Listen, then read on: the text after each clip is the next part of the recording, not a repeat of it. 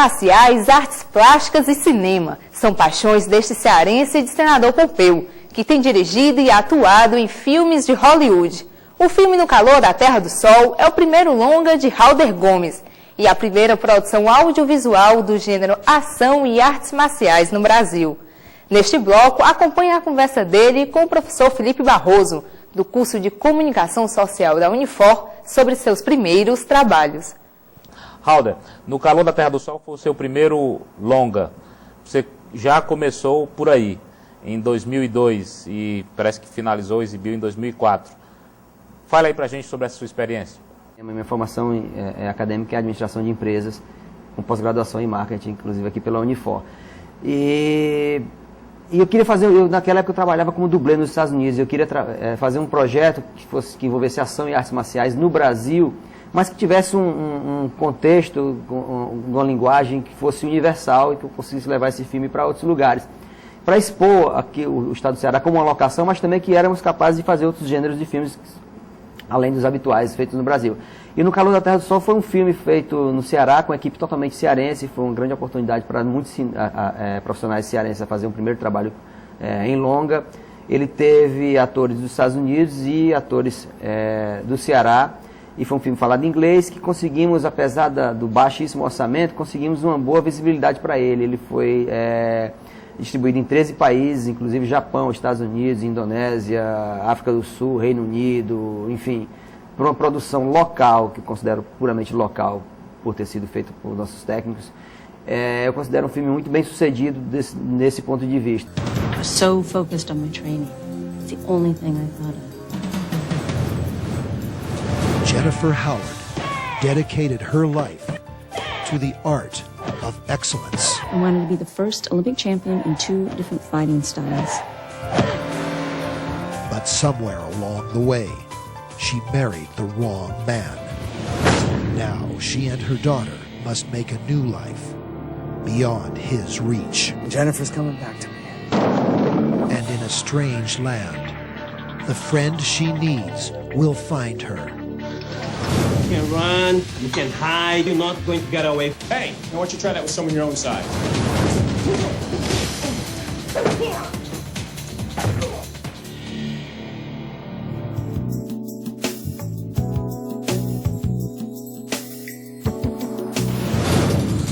A kidnapped daughter. A desperate search. The final showdown. Where's my daughter? Sunland Heat. E como é que começou exatamente esse seu interesse por cinema e esse salto assim tão ousado, digamos, praticamente sem nada, sem nenhuma experiência audiovisual prévia, diretamente para esse filme? Começou, na verdade, eu sempre fui apaixonado por artes marciais e o que me levou a fazer artes marciais foram os filmes do Bruce Lee na época. Eu era aficionado por aqueles filmes, eu queria fazer as duas coisas, não sabia quando e onde, porque eu morava no interior, eu morava em Senador Pompeu e não tinha essas duas coisas para fazer. Mas aos 16 anos eu fui morar em Detroit para fazer um intercâmbio cultural, foi onde eu comecei a treinar taekwondo. E quando voltei para o Brasil, eu conheci meu professor de taekwondo, meu mestre atual, André Lima, que inclusive é dublê e ator nos Estados Unidos, que também queria fazer, tinha esse mesmo sonho. Só que naquela época era algo muito distante, você falar em cinema no exterior, para quem é cearense, na década de 80, era algo, se hoje ainda parece um pouco surreal, naquela época então era motivo para você ser internado. Mas eu tinha esse sonho. E daí o André foi morar no exterior, na França, depois foi morar nos Estados Unidos e começou a trabalhar como dublê de lutas. E daí eu comecei também a fazer esses trabalhos a partir de 91, que o dublê de luta é aquele profissional que só entra no filme para levar porrada, para morrer, mas que é uma grande escola. Minha grande escola foi essa, foi poder trabalhar em posições onde você está vendo o tempo inteiro o diretor trabalhando, o ator, o dublê, o coreógrafo, enfim, você está sempre próximo da câmera e sempre vendo toda a movimentação do set. Acontecendo ali na sua frente. E você espera muito no set. Então, nessas esperas, eu podia ver toda a dinâmica de uma produção acontecendo. Enquanto eu estava esperando, vendo acontecer, eu estava lá procurando aprender.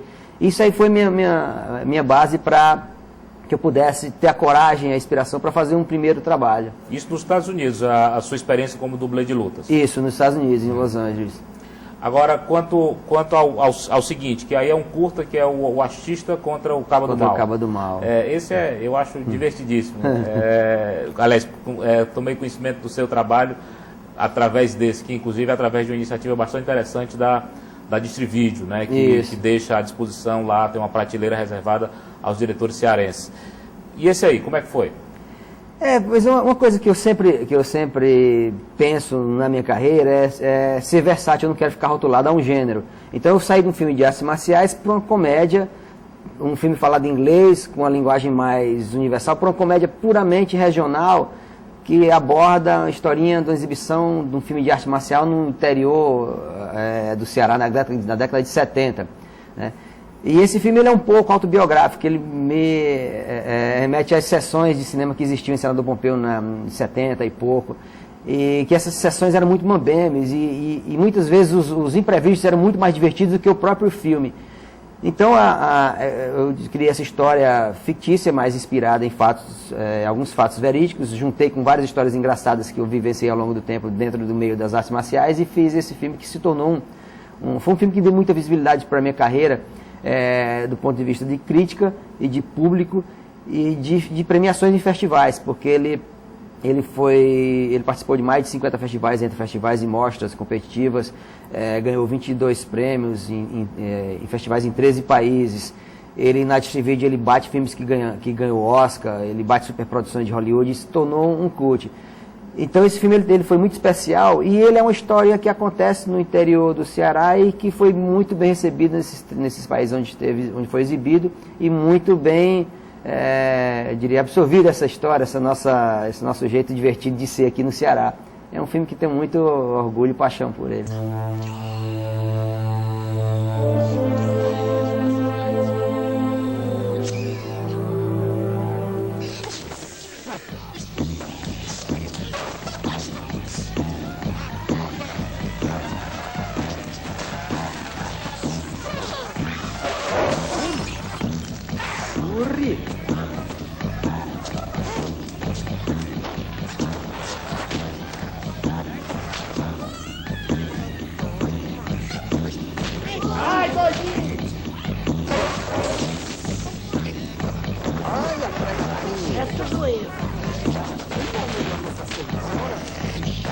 Acaba de pé do Bruce Lee, hein?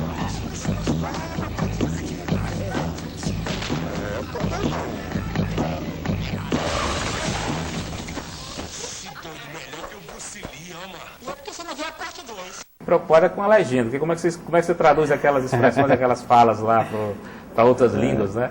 Porque na verdade esse filme foi falado em cearense, né? Tanto é que o teaser que eu usava dele, eu falava que era o primeiro filme nacional falado em outra língua sem legenda. Aí ficava todo mundo, diabo é isso? Como assim? Só que nos festivais eu levava um glossário daquelas palavras que estavam no filme. E esse glossário, as pessoas criavam uma simpatia muito grande pelo filme antes, porque eles já recebiam esse glossário e já ficavam com aquilo ali, tentando entender o que é que ia acontecer lá. E depois do filme eles guardavam com muito carinho, tanto é que eu não via nenhum jogado no chão. Todo mundo guardava aquele material como uma boa lembrança do filme.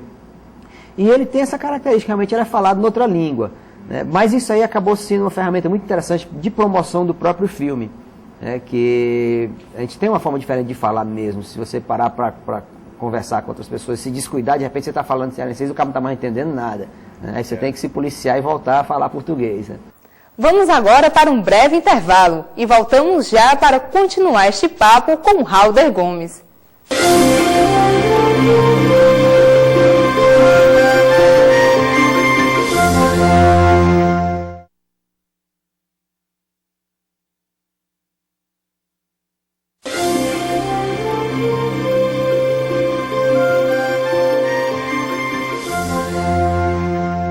O Curta Ceará traz hoje para você o cineasta Halder Gomes, conversando com o professor Felipe Barroso, do curso de Comunicação Social da Unifor. Neste bloco, ele falará dos seus trabalhos mais recentes, o filme The Morgue e o documentário Loucos de Futebol. O seu curta mais recente é o Loucos de Futebol, Isso. Que você está exibindo aí nos próximos dias. Como é que foi essa terceira experiência sua? Essa experiência foi através de um documentário, foi meu primeiro trabalho documental e feito em vídeo, até então meus filmes tinham sido todos feitos na forma tradicional, em cinema.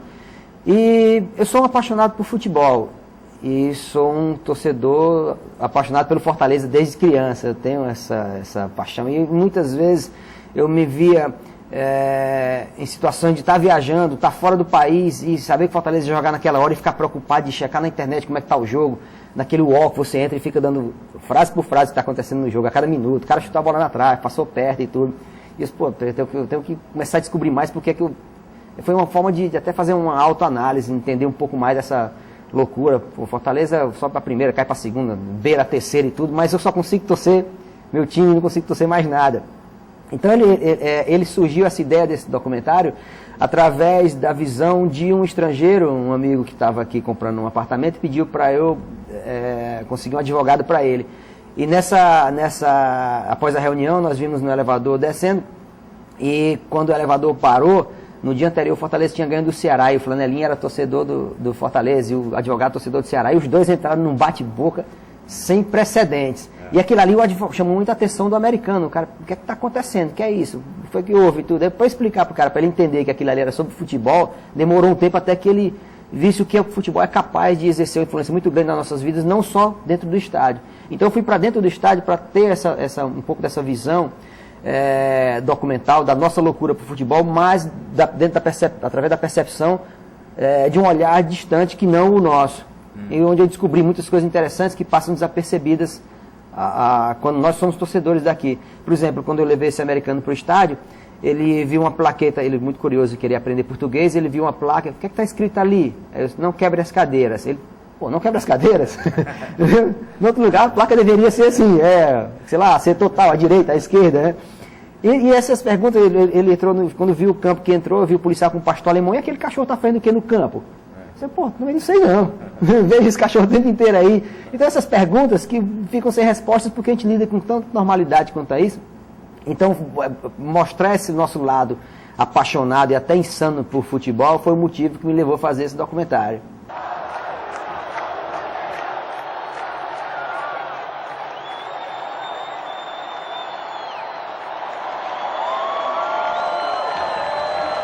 Esse parece que você se beneficiou, você ganhou alguns editais para realizar alguns desses filmes.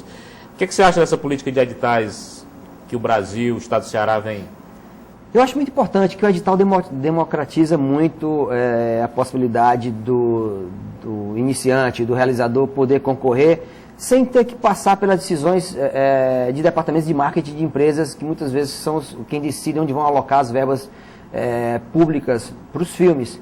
Quer dizer, é uma renúncia fiscal do governo, mas quem decide é o departamento de marketing da empresa, tentando beneficiar o produto. Isso. O que é totalmente ao contrário da forma tradicional de fazer cinema. Então o edital ele te dá essa possibilidade de você concorrer em condições de igualdade com outros projetos.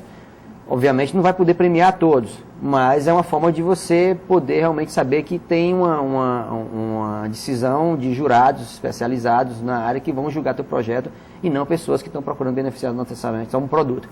E o Artista contra o Cabo do Mal foi premiado no edital do Ministério da Cultura, o Loucos de Futebol foi premiado no edital da Secretaria de Cultura do Estado do Ceará, e agora eu estou escrevendo novamente a versão longa-metragem do Cine Hollywood, o Artista contra o Cabo do Mal, no Ministério da Cultura, por um prêmio de R$1 milhão de realização, que inclusive por 2 anos seguidos eu fiquei entre os 10 finalistas do país com esse projeto, e 5 recebem o prêmio de R$1 milhão para fazer o filme. Eu fiquei em sexto 2 vezes seguidas.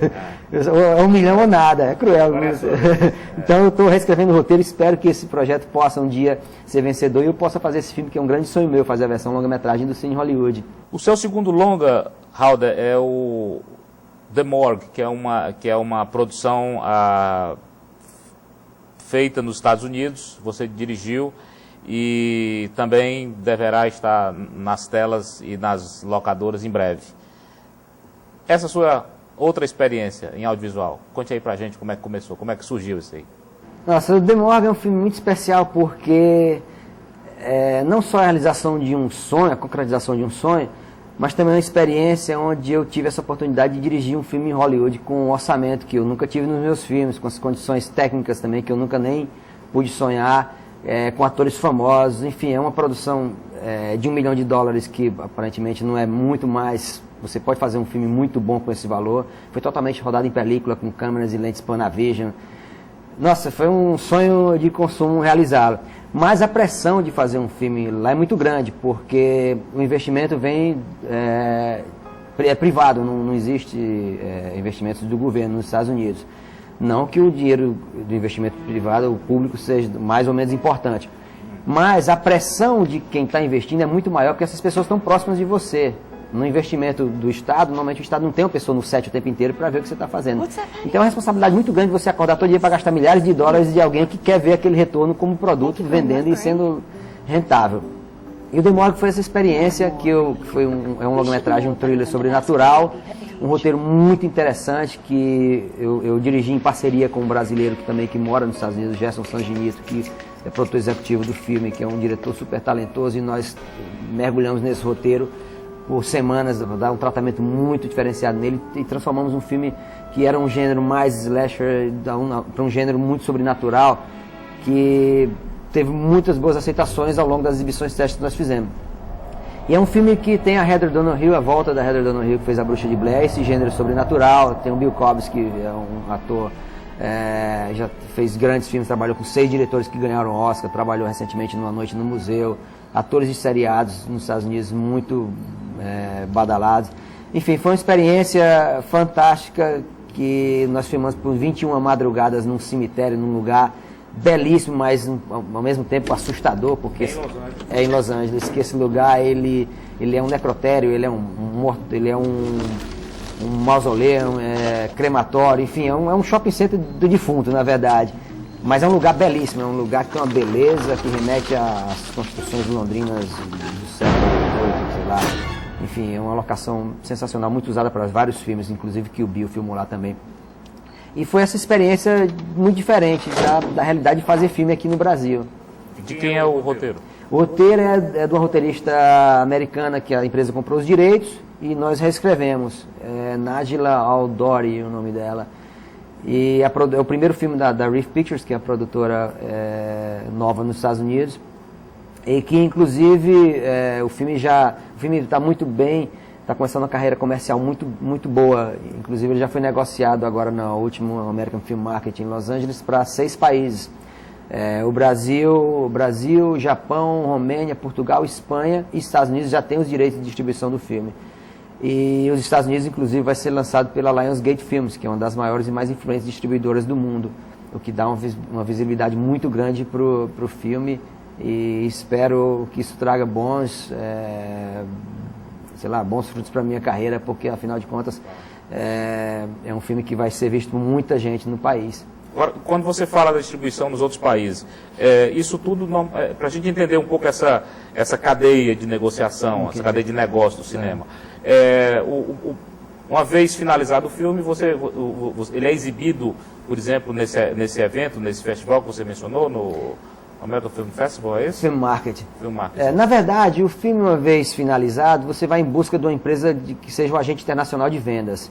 E essa empresa vai levar esses filmes, eles levam para as principais feiras do mundo de mercado de cinema, que são a American Film Market em Los Angeles, você tem a Feira de Berlim, Cannes, Film Art em Hong Kong, Toronto. São 5 feiras as principais do mundo, onde se comercializa todos os produtos audiovisuais de longa-metragem realizados. E nessas feiras é onde compradores do mundo inteiro vão em busca de filmes para lançar nos seus países, né? E o filme foi exibido no American Film Market, teve uma sessão fechada para compradores, onde já foram negociados esses contratos, mas cada país compra os seus direitos para a sua realidade de mercado conforme a mídia que você pretende utilizar. Por exemplo, no Japão o filme vai ser lançado em cinema e home video e TV. No Brasil, vai ser, quem comprou os direitos foi uma empresa que comprou somente para home video e televisão. Os Estados Unidos, a Lionsgate pegou todos os direitos. Como ela vai usar o filme, como ela vai comercializar dentro do país, ainda não se sabe. A estratégia que já vira específica da empresa, você já perde totalmente o poder e o controle de saber como é que vai ser feita essa distribuição. Mas ela tem todos os direitos de negociação dentro do país. Então ela negocia com esse agente internacional, ela paga um X, e aí, uma vez com esses direitos, ela vai aplicar o que ela achar de mais conveniente no país onde ela detém os direitos de exibição. Isso, é isso? Exatamente. Agora, a forma contratual, esse eu não sei mais detalhes, porque, afinal de contas, o produtor negocia com eles. Eu já não faço, eu fui contratado só para dirigir. Mas, em cinema, cada caso é um caso, dependendo do produto que você tem. Muitas vezes você tem um filme que a distribuidora quer, que aquele filme está sendo disputado como uma forma de leilão. Então, você tem o poder de ter as cartas na sua mão para negociar. Muitas vezes você quer que seu filme seja simplesmente exibido, você está inverso à situação, então a distribuidora impõe as condições. O Demogorgon foi um filme que, felizmente, pela qualidade, pelo gênero, que é muito fiel a esse tipo de filme, ele conseguiu passar nessa peneira muito difícil, que é chegar nos executivos da Lionsgate, por exemplo, que tomam decisões de quais filmes eles vão lançar, porque são centenas, talvez milhares de filmes que eles recebem para fazer uma triagem, né? E dessa triagem, eles só vão lançar, em média, não sei, 10 filmes por mês, ou menos que isso até. Então, é realmente uma peneira muito grande. E para chegar nessa peneira, você tem que ter realmente um filme que atenda aos olhos, ao olhar crítico, e não só do ponto de vista técnico, artístico, mas comercial também, desses executivos que vão decidir a carreira do filme em cada país. Esse esquema que você tem, por exemplo, de fazer esses filmes e tal, você falou que você fez a administração aqui na Unifor, aliás, fez especialização aqui na Unifor, fez a administração, fez a especialização. Você fez algum outro curso de especialização, de conhecimento mais em relação ao cinema? Você buscou algum tipo de aperfeiçoamento mais acadêmico? Não, porque quando eu terminei a especialização, eu já estava com minha vida tão ocupada com outras coisas, com o taekwondo, eu dou aula, eu fundei a Federação de Taekwondo, era presidente dessa federação, então tinha muitas atividades envolvidas no meu outro lado de trabalho, que é a arte marcial, que não me permitia ter esse tempo para fazer isso. Mas, por incrível que pareça, as pessoas às vezes não entendem a dinâmica, o quanto que fazer um filme se parece com uma empresa. Para mim, eu posso, com toda sinceridade, eu acho que ter feito a administração foi mais útil na minha carreira como cineasta do que talvez se eu tivesse estudado cinema. Porque se você parar para pensar o que é um set de filmagem, o que é uma produção, é uma grande empresa com todos os seus departamentos, toda a estrutura de logística, de cronograma, enfim, de hierarquia, de organograma funcionando, só que é uma empresa que funciona a céu aberto muitas vezes, funciona em lugares que você está totalmente exposto às variáveis externas, enfim. Mas é uma empresa, você tem um departamento, você tem direção de fotografia, departamento de arte, departamento de figurino, departamento de maquiagem, departamento de luz, de câmera, blá, blá, blá. Você acaba tendo, é uma empresa, né? E isso aí, só que quanto mais conhecimento você tiver de administração, melhor você administra essa empresa quando você pensa em produção. Então, como nos meus filmes, a maioria deles eu tive que realmente produzir também e dirigir, esse lado da administração foi crucial para que eles fossem viáveis dentro das realidades orçamentárias que eu tive. Então, eu agradeço muito a minha formação de administração aqui da Unifor para a minha carreira de cineasta, isso aí não tem a menor dúvida. Você falou que não há financiamento público para audiovisual. Existem editais, existe o sistema de renúncia fiscal, nada disso funciona lá? Existe eu não entendo muito dessa parte fiscal, mas existe um incentivo onde você, como pessoa física, pode alocar recursos desse valor que seria pago como imposto para um empreendimento ou outro que seja como investimento. Então, o que acontece nos Estados Unidos é que muitas vezes essas pessoas que têm muito valor para pagar de imposto de renda como pessoa física, chegam ao final do ano e buscam investimentos em outras áreas.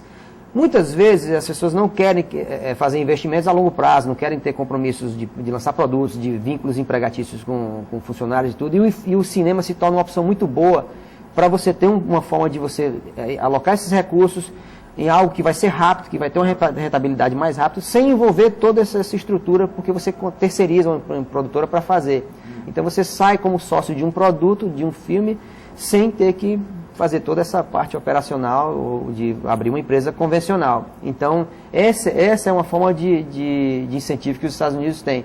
É uma forma de fazer você ser empreendedor, mas através da pessoa física, onde você decide onde você quer colocar os seus recursos, que são provenientes de uma renúncia fiscal, mas não um departamento de marketing que vai tomar essa decisão. Entendi. Para a gente encerrar, você tem acompanhado a produção nacional, o que você acha? Eu tenho acompanhado, eu sempre fico atenado com tudo que está acontecendo no mundo em relação ao cinema, em relação ao mercado, né? E a produção nacional, o que eu vejo na produção nacional, a gente tem alguns problemas ainda, obviamente que a distribuição ainda é um problema muito sério, nós temos pouquíssimas salas proporcionais ao que o mercado demanda.